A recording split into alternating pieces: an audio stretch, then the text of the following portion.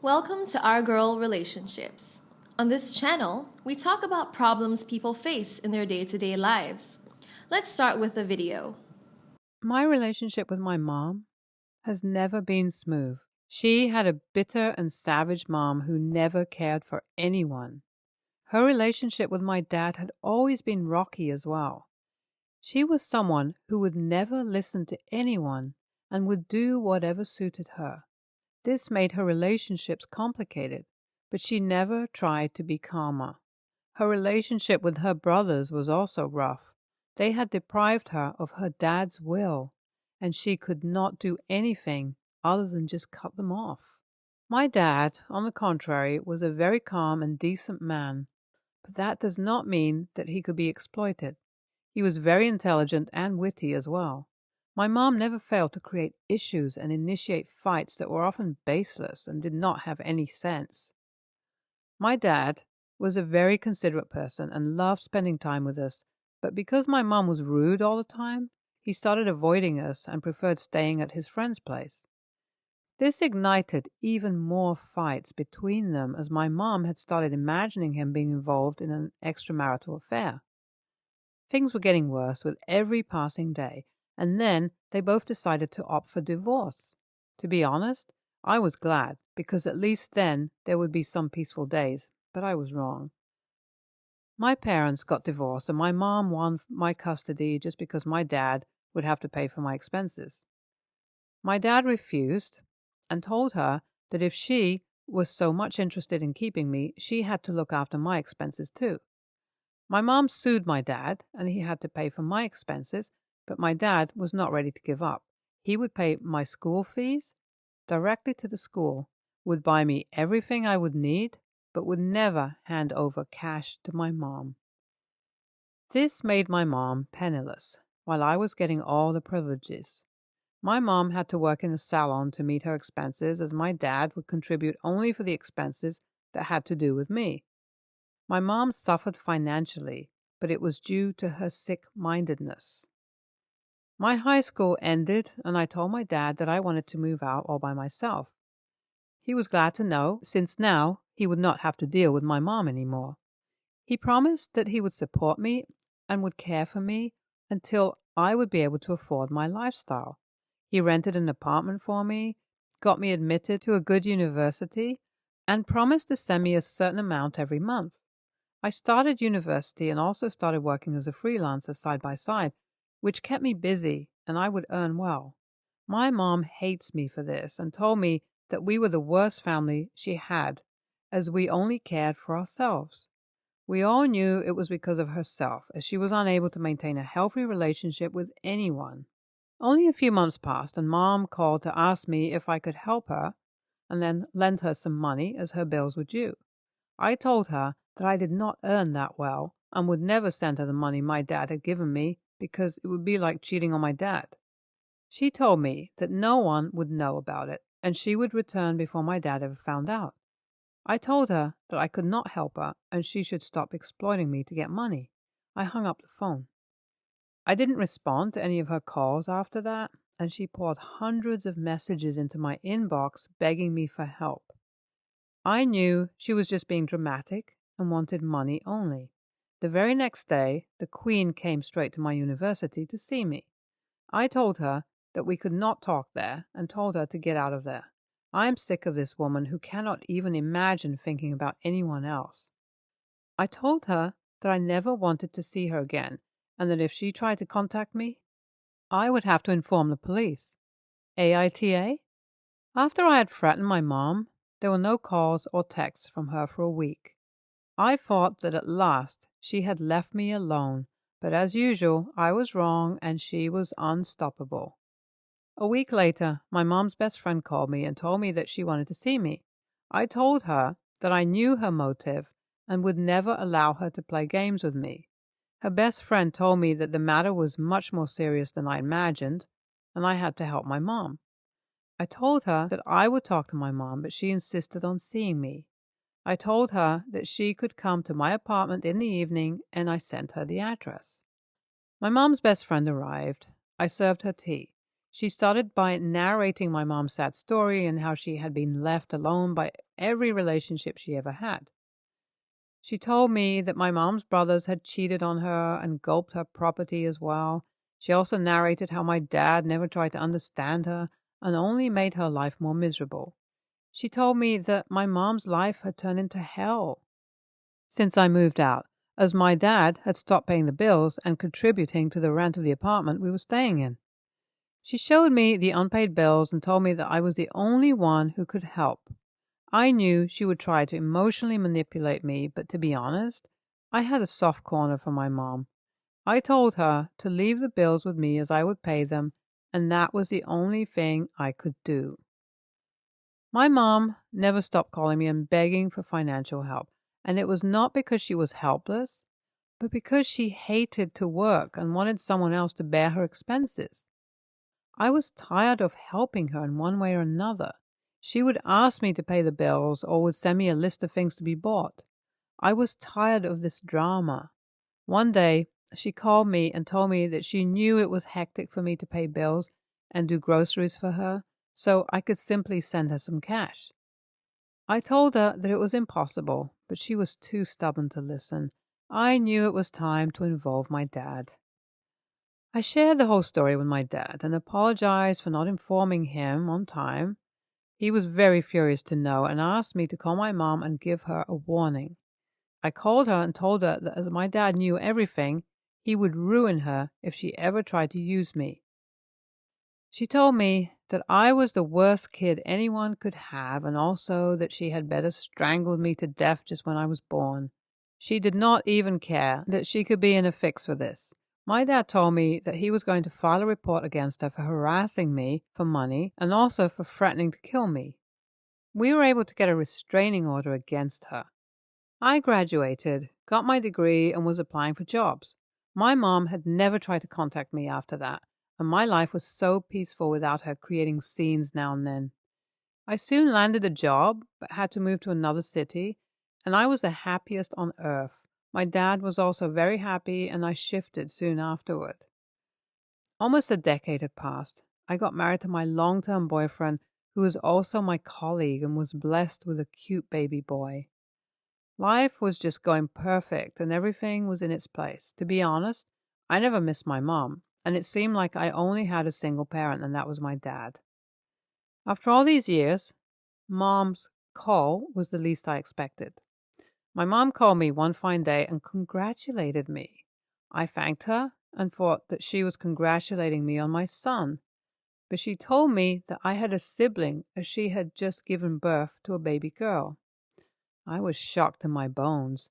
She told me that her financial conditions never got better, and as this was for my sibling now, I was supposed to help her. She told me that she believed I was not that heartless to abandon my sibling. I told her that I was going to visit her soon. This was the least expected scenario, but of course, I could not leave my sibling like that after all. I was not as selfish as my mom always had been. I have decided to go back to my hometown and see my mom. I went to see my mom and the baby, and my mom was already at her apartment. I asked her who my sister's dad was, and my mom stammered, and it seemed like she was thinking of a name. I knew something was wrong.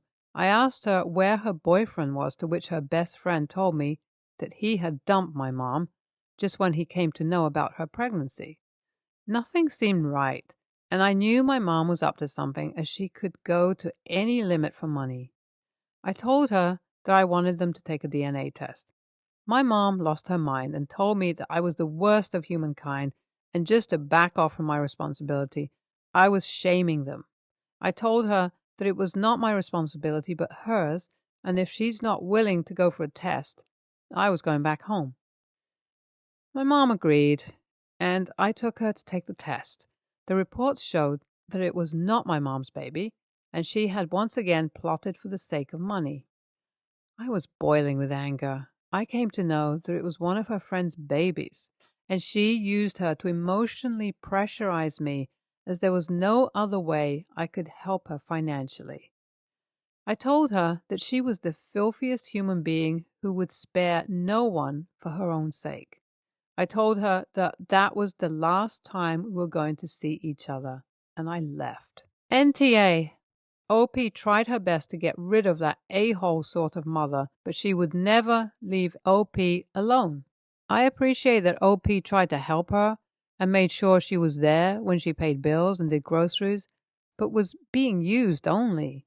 OP should have involved her dad long before letting her mom exploit her that much. Getting a job and moving out of the city was also a great idea, and that helped to escape from the shitty games that her mom played. Next story. I know the title sounds bad, but hear me out. Me, 21-year-old female, and my ex, a 21-year-old guy, were high school sweethearts. We dated from 17 to 18. Everyone always said we'd get married and have babies, whatever. Fast forward to COVID, 2019 to 2020. We weren't really working out, and I started to realize he had a really bad obsession with me. Like, he was obsessed with every little thing I did, who I spoke to, what I ate, and how I dressed. It even got so bad that he started stalking me. He would wait outside my house all night in his car, and my neighbors would complain that he was taking up parking space and didn't live on our street and was disrupting the public peace with his loud music because he has a subwoofer. I live in a private residential area that has security. He would always conveniently be at the arcade when I was with my friends, at the gym when I was there, outside my work to pick me up every single day when I finished my shift, and just other little things that I brushed off as him just being clingy. I remember telling my sister about how odd he was acting towards me and how obsessive she was, and she told me that he was stalking me. She told me to get my older brother, 25, involved as he is a big guy and a lot of people know of him being a little bit scary. I took her advice and told him. My brother didn't take this lightly, as he then went to my ex's house and threatened to ruin his life and fight my ex's older brother, who was a lot more scrawny than my brother. After a little time, my ex finally decided to leave me alone, but I was then struggling with bad PTSD, with the trauma my ex put me through. I summarized a lot of it, as I'm not sure if I can put some of it here. So I decided to go to the police and start a court case against him. Now, 2 years later, I have a restraining order against him, and he is not allowed to come near me, my family, or friends. But now that I've gotten closer with a lot of people from high school, they're all calling me an AH and saying that everything he did to me isn't as bad as what I put him through with court and getting my brother involved. They're saying that I got him kicked out from a local gym. He finds it difficult to get a job now, as this is on his permanent record, and people all over our city know him as a crazy stalker ex. They said that he can't get into a new relationship since everyone is scared of him now, and his mom and brother don't speak to him like normal anymore. Basically saying that I ruined his life and I didn't have to go that far. I don't think I did anything wrong, as I was protecting myself and my family, but now I'm starting to second guess and thinking I was the AH, and maybe I did overreact. I'm considering going back on my restraining order and to make things better, but don't know if I should. AITA? We broke up in January 2020, and I told my sister and brother in June 2020. Yes, I did leave out lots of information, but it's just because I was unsure if I can post it on here. I hope that helps everyone. When I say he finally decided to leave me alone, he stopped briefly for about 2 weeks and then continued again once everything died down. This time, the situation got 100 times worse. That's when I felt like I had enough and got the police involved. Also, about the severity of the situation, like I said, I didn't include every detail as I don't know if I can put it on here, but I have replied to some comments with brief descriptions of what he had done. But another example would be in February 2020, he turned up at this guy's university hall that I was seeing. I'm not sure how he knew I was there and came to his door.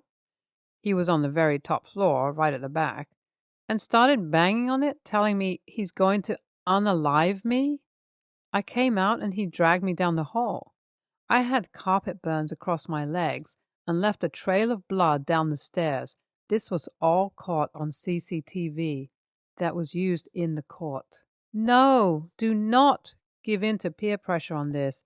If he is telling them to talk to you on his behalf, he is actually in violation of the restraining order.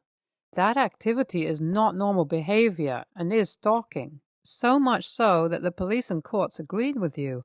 I recommend you look at the domestic violence power and control wheel. See if his actions are similar to what is on there.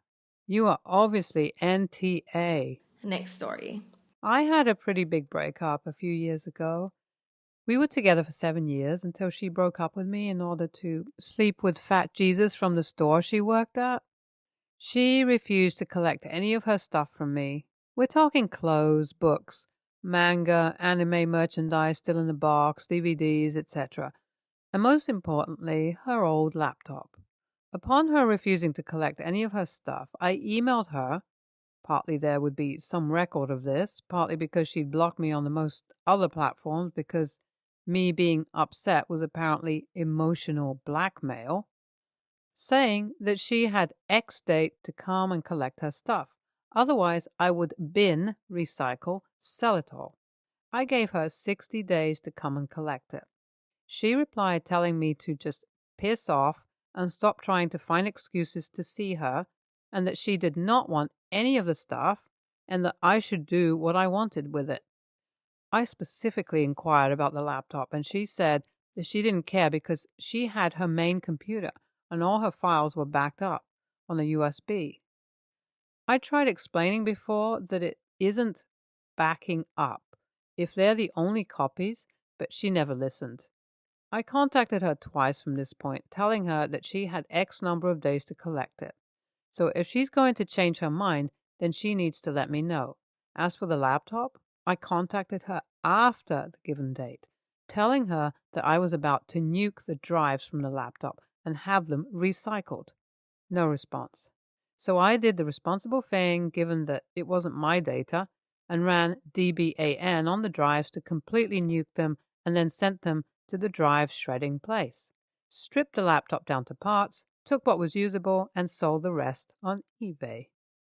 I forgot about it until a few weeks back. She messaged me asking if she could have the laptop back because her USB stick had, surprise, surprise, failed, and she'd lost all her photos on there, including the only copies she had of the photos of her mother, who unfortunately passed away a few years back. I told her that, as I said before, the laptop was gone and I destroyed the hard drives. The data was gone. She absolutely flipped out of her mind and told me that I'm a horrible person and that I knew there were photos of her mother on there. So why would I ever do that? She thinks I'm a piece of crap and was being spiteful, and that there was no reason that I couldn't have kept a copy of her data, as I have a huge storage server to keep it on, and that it would have made basically zero impact to myself. I know she's being unreasonable, but she's right. I have around 96 TB of storage on my server. I could have stored her entire laptop's worth of data 100 times over and not even notice. There was no reason for me not to do so, other than me not wanting to. I absolutely 100% could have kept the data after destroying the laptop. AITA for not holding on to the data at absolutely zero inconvenience to myself, knowing exactly what was on there. NTA, you have plenty of notice to collect her stuff. She can't seriously expect you to have held onto her laptop for over 3 years. It sucks that she's lost those photos, but she can't just use you for free storage of her stuff.